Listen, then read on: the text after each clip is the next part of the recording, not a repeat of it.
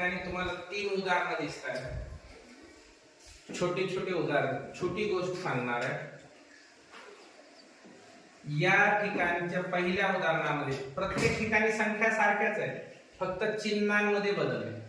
इथलं अधिकचं चिन्ह आहे, त्यामुळे हे 2 पद वेगळे झाले.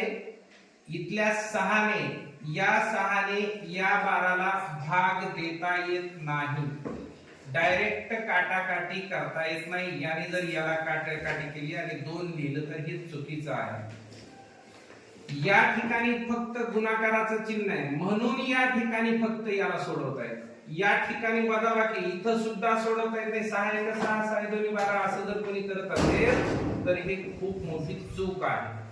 फक्त या ठिकाणी तुम्ही केलेली काटाकाटी किंवा या छेदस्थानच्या 6ने इथं गुणाकारामुळे हे 2 पद वेगळे होत नाही, हे पूर्ण एकच पद आहे.